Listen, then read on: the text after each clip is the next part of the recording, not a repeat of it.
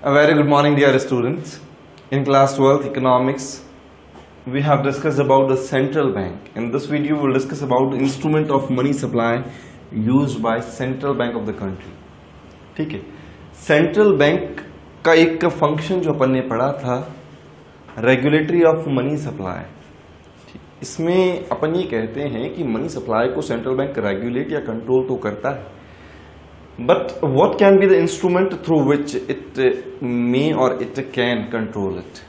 ऐसे कौन कौन से इंस्ट्रूमेंट है जिसके थ्रू ये इन्हें कंट्रोल कर सकता है. इस वीडियो में अपन डिस्कशन करते हैं क्वांटिटेटिव और क्वालिटेटिव इंस्ट्रूमेंट्स के बारे में.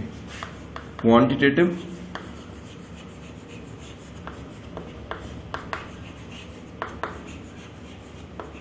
और qualitative.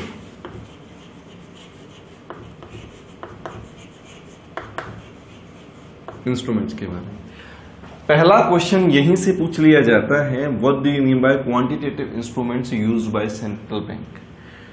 Quantitative instruments are those instruments which focuses on the overall money supply. जो ओवरऑल मनी सप्लाई पर फोकस करते हो उन्हें क्वांटिटेटिव इंस्ट्रूमेंट कहा जाता है.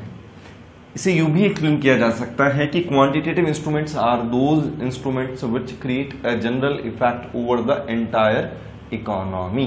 Which create general effect over the entire economy. General effect. ठीक है, लेकिन जब बात की जाए क्वालिटेटिव की, तो क्वालिटेटिव किसे कहा जाता है? Which focus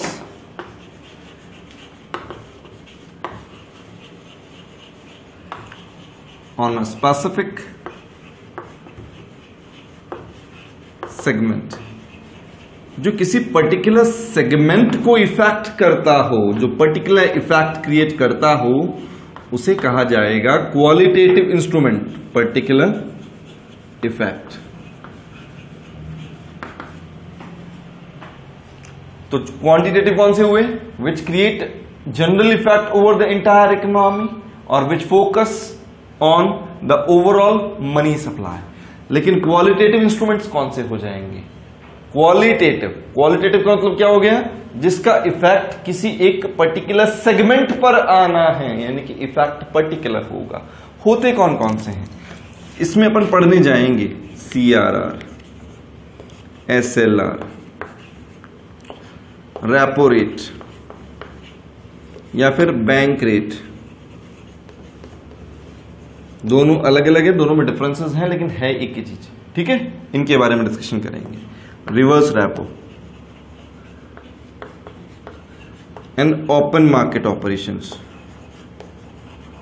open market operations. जबकि क्वालिटेटिव इंस्ट्रूमेंट्स कौन से होते हैं? राशनिंग ऑफ क्रेडिट या क्रेडिट राशनिंग,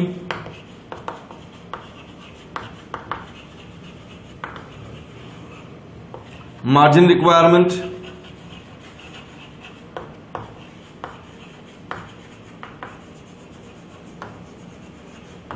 और मोरल सुएजन. मोरल सुएजन. सबसे पहले तो अपने को ये नाम याद करने. Qualitative instruments. क्वालिटेटिव इंस्ट्रूमेंट्स के बारे में अगर बात करूं तो तीन बताए. कौन कौन से? राशनिंग ऑफ क्रेडिट या क्रेडिट राशनिंग, दूसरा मार्जिन रिक्वायरमेंट, और तीसरा मोरल सुएजन. इसे मोरल प्रेशर के नाम से भी जाना जाता है. किसके नाम से जानते हैं? मोरल प्रेशर के नाम से भी जानते हैं. तीन क्या क्या बता दिए? क्रेडिट राशनिंग, मार्जिन रिक्वायरमेंट और मोरल सुएजन. जबकि अगर क्वांटिटेटिव इंस्ट्रूमेंट्स के बारे में बात करें तो cash reserve ratio, statutory liquidity ratio, repo rate, reverse repo rate and open market operations. फटाफट से मेरे साथ रिकॉल करिएगा. Quantitative instruments are those instruments which affect to the overall money supply और which create a general effect over the entire economy. लेकिन अगर qualitative के बारे में बात करें तो qualitative instruments are those instrument which create a particular effect on a specific segment. किसी एक पर्टिकुलर सेगमेंट पर स्पेसिफिक इफेक्ट क्रिएट करते हैं तो उसे क्वालिटेटिव कहा जाएगा। क्वांटिटेटिव कौन कौन से? CRR, SLR, repo bank rate, reverse repo और ओपन मार्केट ऑपरेशंस। जबकि क्वालिटेटिव कौन कौन से? Rationing of credit, margin requirement और मोरल सुएजन। अब अपन बात करते हैं कि एक एक पॉइंट को अपन उठाते जाते हैं और उन्हें एक्सप्लेन भी करते जाते हैं।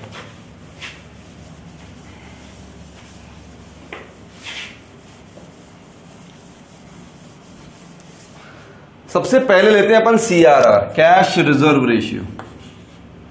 इसे क्या कहते हैं? Cash reserve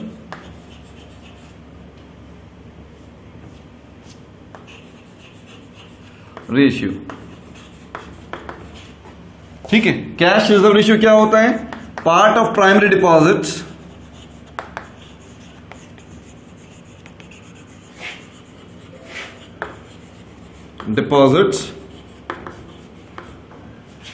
which is kept along with central bank। ये CRR मनी क्रिएशन का एक इंपॉर्टेंट कंपोनेंट भी है। यानी अगर मैं आपसे पूछ लूं which of the following is an important और basic element for money creation, तो आप कह सकते हैं CRR।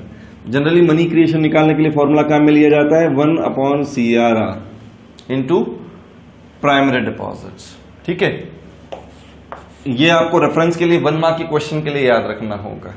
जबकि अपन बात करते हैं CRR का मीनिंग, तो CRR का मीनिंग क्या होता है? Part of primary deposit which is kept along with the central bank. यानी कि कमर्शियल बैंक के पास जो भी डिपॉजिट क्रिएट होती है उसका पहला हिस्सा जो निकाल करके सेंट्रल बैंक के पास जमा करा दिया जाता है उसे क्या कहा जाता है? CRR कहा जाता है। अब कैश रिजर्व रेशियो जो बैंक सेंट्रल बैंक के पास जमा कराया जाएगा, इसका सीधा सा मतलब ये लीगल रिजर्व रेशियो है। और जब ये लीगल रिजर्व रेशियो है तो इसका मतलब ये मनी क्रिएशन में पार्ट नहीं लेगा। अब अगर ये मनी क्रिएशन में पार्ट नहीं लेगा, एग्जांपल के लिए समझिएगा, 100 रुपए बैंक में जमा किए जाते हैं, प्राइमरी डिपॉजिट है। मान लेते हैं कि भाई 5%, हालांकि 4% एग्जैक्टली, अभी अपन बात करते हैं 5% आपके CRR होता, तो आप 5 रुपए तो कहां जमा करा देते? सेंट्रल बैंक में। फर्दर लेंट आउट कितना कर सकते हैं? 95 लेंट आउट कर सकते हैं, है ना। उधार कितना दे पाएंगे आप? 95 का उधार दे पाएंगे। अब इसे यूज कैसे किया जाए? In case of inflation. Inflation कब होता है? When there is excess money supply in the market. जब मार्केट में मनी सप्लाई ज्यादा हो, जब मार्केट में लोगों के पास में पैसा ज्यादा हो, तो उस केस में सेंट्रल बैंक क्या चाहेगा कि मार्केट में क्रेडिट क्रिएशन ज्यादा हो, लोगों को पैसा ज्यादा मिले या पैसा कम मिले। क्या करना चाहिए? लोगों के पास में जब ऑलरेडी पैसा ज्यादा है तो सेंट्रल बैंक को क्या करना चाहिए? क्रेडिट क्रिएशन की प्रोसेस को धीमा कर देना चाहिए। यानी कि क्रेडिट के लिए पैसा मार्केट में कम बचे। जब कम बचे, इसका मतलब क्या करना चाहिए? इस CRR को बढ़ा देना चाहिए। अगर इस CRR को इंक्रीज कर दिया जाए, when there is a rise in CRR, the money available for further credit creation will fall and ultimately it will reduce the money supply in the economy। Inflation के केस में CRR को क्या करना चाहिए? बढ़ा देना चाहिए। क्यों बढ़ा देना चाहिए? क्योंकि CRR जैसे ही बढ़ेगा, क्रेडिट क्रिएशन ऑटोमेटिकली क्या हो जाएगा? कम हो जाएगा। इसी तरीके से अगर डिफ्लेशन हो, स्लो डाउन हो, तो डिफ्लेशन में अपन कहते हैं मनी सप्लाई मार्केट में क्या है? कम है, लोगों की जेब में पैसा कम है। तो उस कंडीशन में सेंट्रल बैंक को क्या चाहिए कि वो लोगों की जेब में पैसा ज्यादा जाने दे, यानी कि क्रेडिट क्रिएशन क्या हो? ज्यादा हो। क्रेडिट क्रिएशन ज्यादा कब होगा? जब इस रेट को कम कर दिया जाएगा। अगर ये रेट मान लीजिए 5 से 4 पर आ जाती है तो फिर क्रेडिट कितना दिया जा सकता है? 96 रुपये तक का दिया जा सकता है। यानी उस केस में, डिफ्लेशन के केस में से क्या कर देना चाहिए, डिक्रीज कर देना चाहिए।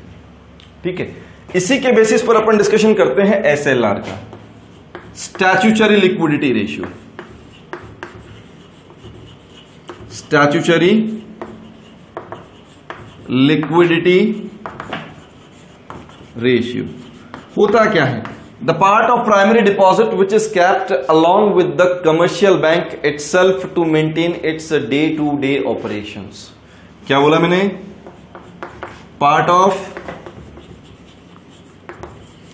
Primary deposits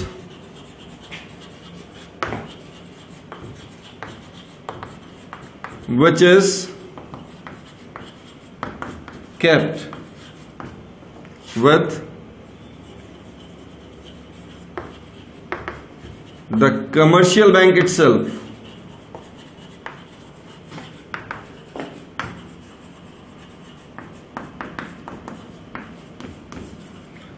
to maintain its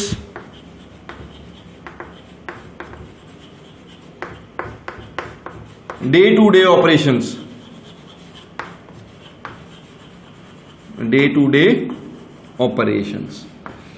जो पैसा कमर्शियल बैंक अपने पास रोक करके रखे अपने डे टू डे ऑपरेशंस को मेंटेन करने के लिए, यानी कि ये पैसा भी एलआरआर की पार्ट है, ये पैसा भी उधार नहीं दिया जा सकता।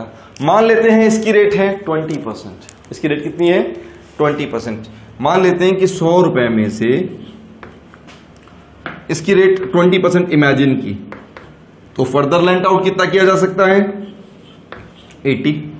अभी करंट सिचुएशन, अगर मार्केट में इन्फ्लेशन हो, इसका मतलब मार्केट में मनी सप्लाई क्या है, ज्यादा है।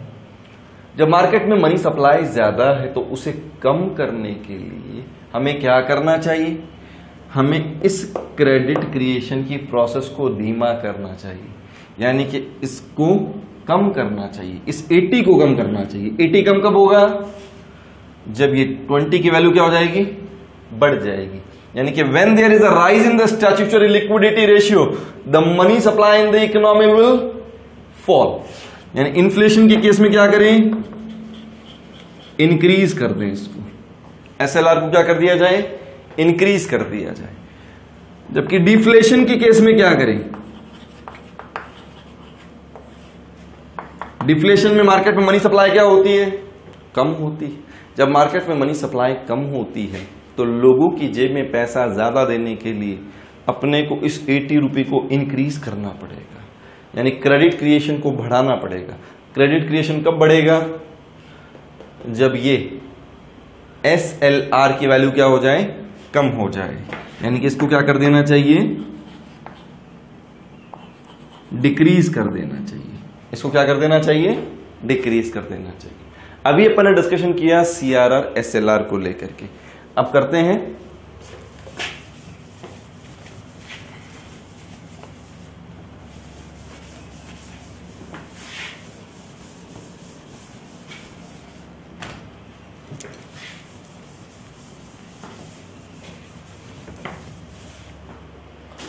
Bank rate and repo rate.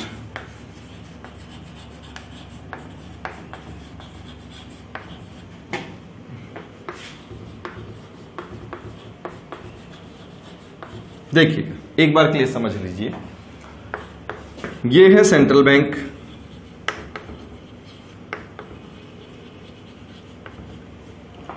ये है कमर्शियल बैंक।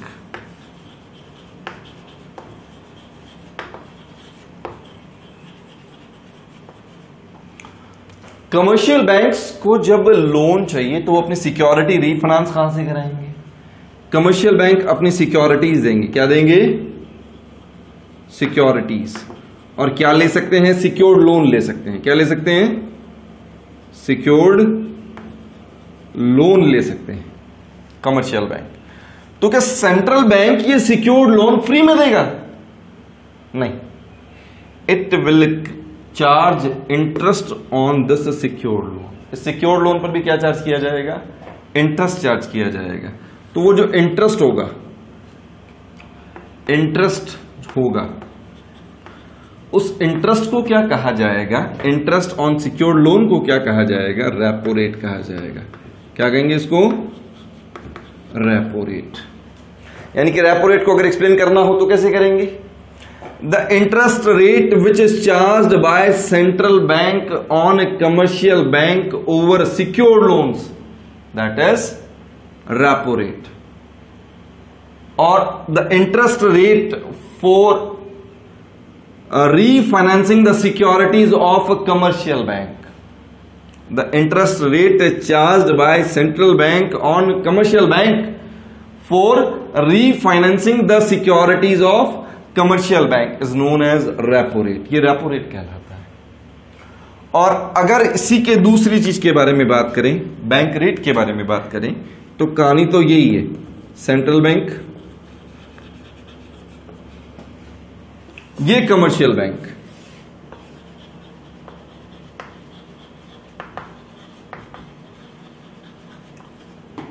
अब भाई बात यह है कि कमर्शियल बैंक को पैसा चाहिए तो सही, लेकिन सिक्योरिटीज नहीं है इनके पास में। जब सिक्योरिटीज नहीं है तो सेंट्रल बैंक तो क्योंकि लेंडर ऑफ लास्ट रिसोर्ट भी है, तो ये क्या करेगा? अनसिक्योर्ड लोन भी दे सकता है। ये क्या करेगा? इसे अनसिक्योर्ड लोन देगा, अनसिक्योर्ड लोन्स देगा। इमीडिएट रिक्वायरमेंट को फुलफिल करने के लिए जो लोन्स दिए जाते हैं वो आपके लिए अनसिक्योर्ड लोन दे दिए जाते हैं। जब अनसिक्योर्ड लोन दिया जाएगा तो क्या फ्री में दे देंगे? क्या नहीं ना, इस पर भी इंटरेस्ट चार्ज करेंगे। इंटरेस्ट ऑन अनसिक्योर्ड लोन, इसे कहा जाता है बैंक रेट। इसे क्या कहते हैं? बैंक रेट कहते हैं। तो दोनों में फर्क किस चीज का आ रहा है? ये सिक्योर्ड लोन पर है, सिक्योरिटीज प्लेस है, इसमें कोई सिक्योरिटी नहीं है। ठीक है, ये जनरली अगर टर्म पर बात की जाए तो ये शॉर्ट टर्म हो सकता है, ये लॉन्ग टर्म हो सकता है। और वैसे कई बार इमीडिएट रिक्वायरमेंट को फुलफिल करने के लिए भी बैंक रेट चार्ज की जाती है या अनसिक्योर्ड लोन्स दिए जाते हैं। दोनों में से सिक्योर्ड कौन सा है? ऊपर वाला जो सिक्योर्ड है। इसका मतलब यहां पर सेंट्रल बैंक की रिस्क कम होगी। अगर सेंट्रल बैंक की रिस्क कम होगी तो हमेशा क्या होगा? ये जो इंटरेस्ट होगा वो इस इंटरेस्ट के कंपैरिजन में कम होगा। यानी कि उस कंडीशन में क्या होगा? रेपो रेट हमेशा क्या होनी है? रेपो रेट हमेशा कम होनी है बैंक रेट से। क्यों होनी है? Because this one is secured और दिस वन इज अनसिक्योर्ड। अब अगर अनसिक्योर्ड, इसका मतलब यहां पर रिस्क का प्रोपोर्शन ज्यादा है। अब अगर रिस्क का प्रोपोर्शन ज्यादा है तो सेंट्रल बैंक इंटरेस्ट भी ज्यादा चार्ज करेगा। इसके बारे में अगर लिखते हैं, बैंक रेट क्या है?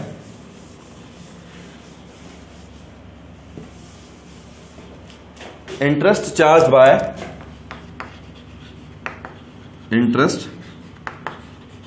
Bye central bank on commercial banks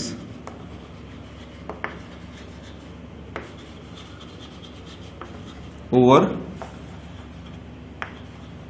unsecured loans, over unsecured loans. जबकि रेपो रेट क्या हो जाएगा?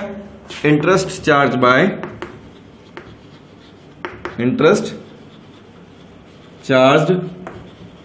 Bye central bank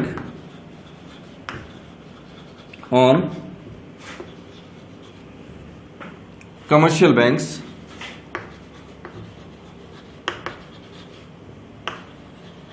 over secured loans.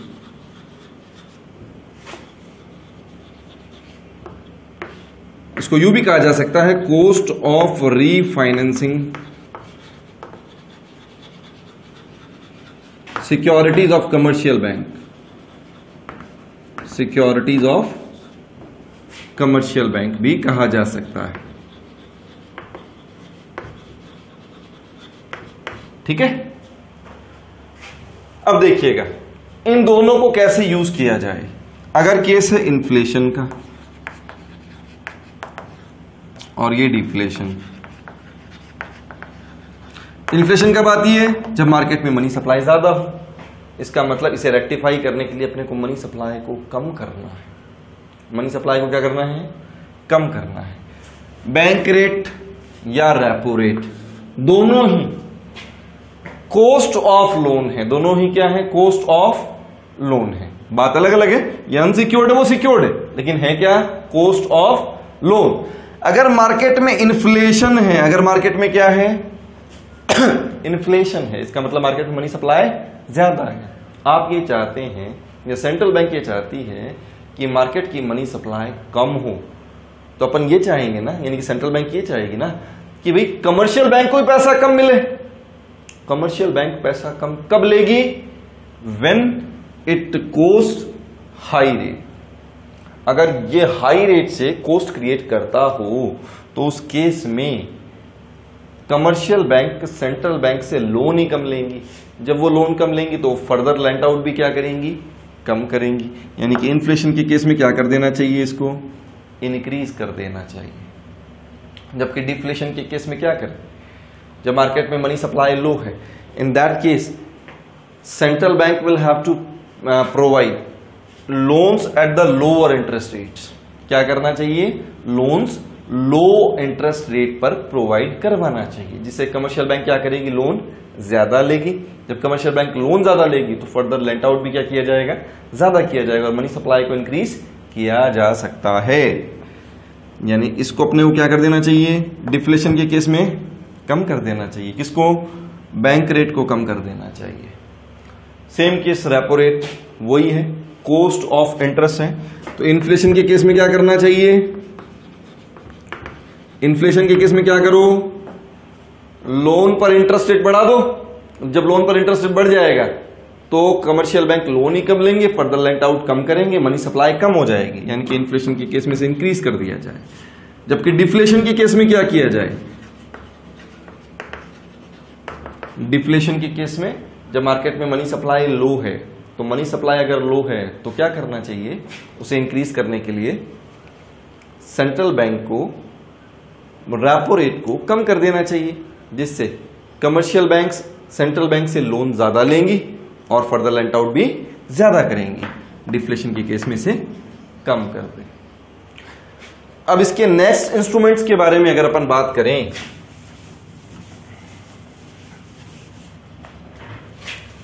तो अपने पास में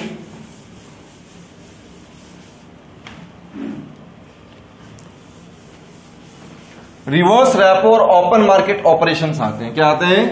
reverse repo and open market operations. Reverse repo और लास्ट इसका आता है ओपन मार्केट ऑपरेशंस।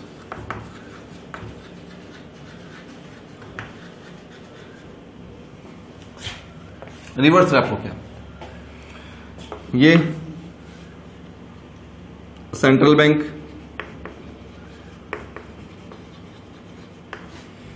ये कमर्शियल बैंक्स, कमर्शियल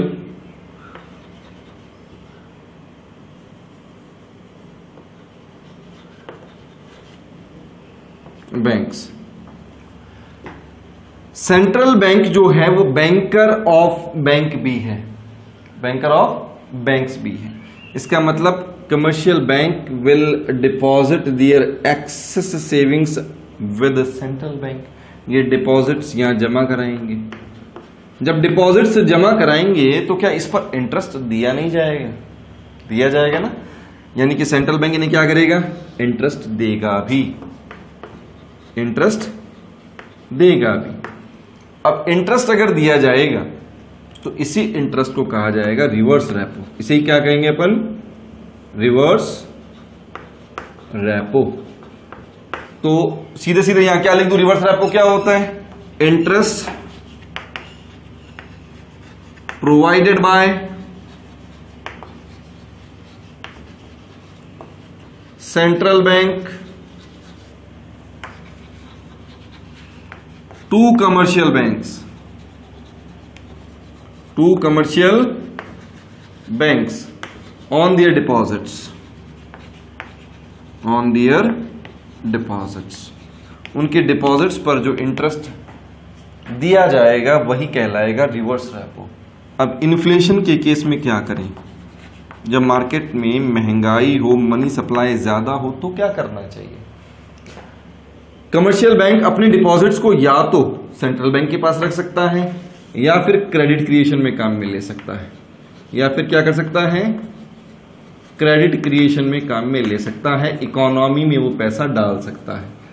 अपन ये चाहते हैं कि क्रेडिट क्रिएशन कम हो जाए, अपन ये चाहते हैं क्रेडिट क्रिएशन क्या हो जाए? कम हो जाए। जब क्रेडिट क्रिएशन कम करना है तो अपने को डिपॉजिट्स को बढ़ाना पड़ेगा, क्योंकि कमर्शियल बैंक अपने पैसे को खुद के पास तो नहीं रखेगा, या तो देगा सेंट्रल बैंक को या देगा इकोनॉमी को। अब अपन चाहते हैं कि यहां पर इन्फ्लेशन है, मनी सप्लाई ज्यादा है, उसे कम करना चाहते हैं। अगर इसको कम करना है तो डिपॉजिट्स बढ़ानी पड़ेंगी। तो डिपॉजिट कब बढ़ेंगी? When you offer them higher interest rate, यानी कि अगर आपने इन्हें अट्रैक्टिव इंटरेस्ट रेट ऑफर किया तो ये अपना पैसा सेंट्रल बैंक को डिपॉजिट कराएंगे बजाय के मार्केट में लेंट आउट करने के। यही केस अगर डिफ्लेशन में हो, यही केस अगर डिफ्लेशन में हो, यानी मार्केट में मनी सप्लाई क्या है? कम है, मार्केट में स्लो डाउन है। अगर मार्केट में स्लो डाउन है तो अपन ये चाहते हैं कि भाई कमर्शियल बैंक अपना पैसा हमारे पास ना दे, बल्कि कमर्शियल बैंक क्या करे? अपना पैसा मार्केट में क्रेडिट क्रिएशन में लगा दे, जिससे मार्केट की मनी सप्लाई बढ़े। तो अपन ये चाहते हैं कि डिफ्लेशन के केस में मनी सप्लाई को बढ़ाना चाहते हैं, क्रेडिट क्रिएशन बढ़ाना चाहते हैं। जब वो बढ़ाना है इसका मतलब डिपॉजिट्स कम करनी पड़ेंगी। डिपॉजिट्स कम कब होंगी? जब इन्हें यहां पर इंटरेस्ट क्या कर दिया जाए? कम दे दिया जाए, यानी कि रिवर्स रेपो को क्या कर दिया जाए? कम कर दिया जाए। If there is a fall in the reverse repo, commercial bank will prefer to withdraw their amount or withdraw their deposits from central bank and will invest their savings in the process of credit creation, यानी कि अपनी savings को credit creation में invest कर देंगी। अब last point पढ़ते हैं, ओपन मार्केट ऑपरेशन।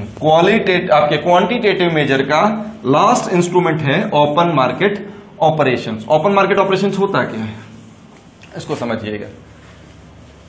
सीधा सा मतलब है buying and selling of government securities. इसका मतलब क्या होता है? Buying and selling of government securities. एक तरफ समझिएगा इसको, ये सेंट्रल बैंक है,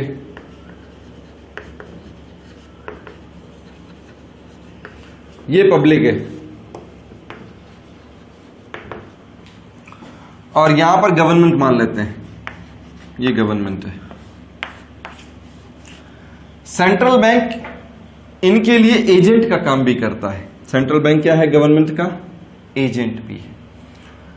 अगर गवर्नमेंट को पैसे की रिक्वायरमेंट है तो सेंट्रल बैंक क्या करेगा? सिक्योरिटीज इशू करेगा। क्या करेगा? सिक्योरिटीज इशू करेगा और पैसा ले लेगा, मनी लेगा, पैसा लेगा। अब अगर पैसा ले लिया गया तो उस पैसे को गवर्नमेंट को दिया जा सकता है, उस पैसे को अपने पास होल्ड किया जा सकता है। ऐसा करने से, यानी कि सेल ऑफ सिक्योरिटी अगर किया जाएगा, सेल ऑफ सिक्योरिटीज अगर किया जाएगा तो लोगों का पैसा सेंट्रल बैंक के पास आ जाएगा, मार्केट की मनी सप्लाई क्या हो जाएगी? कम हो जाएगी। यानी कि इन case of inflation, when there is excess money supply in the economy, generally central bank sell its securities and reduce the excess money supply in the economy। यानी कि excess money supply जो इकोनॉमी में था उसको क्या करेगा? सोक कर लेगा, आपके पास में इकट्ठा कर लेगा, खुद के पास में इकट्ठा कर लेगा। तो उस केस में क्या किया जाएगा? सेल ऑफ सिक्योरिटीज किया जाएगा। इन्फ्लेशन के केस में क्या करना है? सेल ऑफ सिक्योरिटीज करना है। और वहीं अगर ये चीज डिफ्लेशन में हो, यानी कि मार्केट की मनी सप्लाई कम हो, मार्केट में पैसा पहले ही कम है, तो पहले ही पैसा कम है, तो पैसा तो किसने रोक रखा है? सेंट्रल बैंक ने रोक रखा है। सेंट्रल बैंक क्या बोलेगा इनको कि भैया आपके पास जो सिक्योरिटी है हमें वापस ला दो और अपना अपना पैसा ले जाओ। यानी कि उस केस में क्या किया जाएगा? बाइंग ऑफ सिक्योरिटीज किया जाएगा। Buying of securities. जब बाइंग ऑफ सिक्योरिटीज होगा तो पैसा वापस दोबारा कहां पहुंच गया? मनी दोबारा कहां आ जाएगी? मार्केट में आ जाएगी, यानी कि मनी सप्लाई मार्केट में दोबारा रेज कर जाएगा। यानी कि डिफ्लेशन केस में क्या करना चाहिए? Buying of securities. ठीक है, आज की क्लास में अपन ने डिस्कशन किया है क्वांटिटेटिव इंस्ट्रूमेंट्स का। किसका? क्वांटिटेटिव इंस्ट्रूमेंट्स का। कौन कौन से थे? CRR, SLR, repo, bank rate, reverse repo, open market operations. आपको इनको रिकॉल करना है। इसका जो सेकंड पार्ट है क्वालिटेटिव इंस्ट्रूमेंट, वो कवर करेंगे अपन अपने नेक्स्ट वीडियो में। Thank you.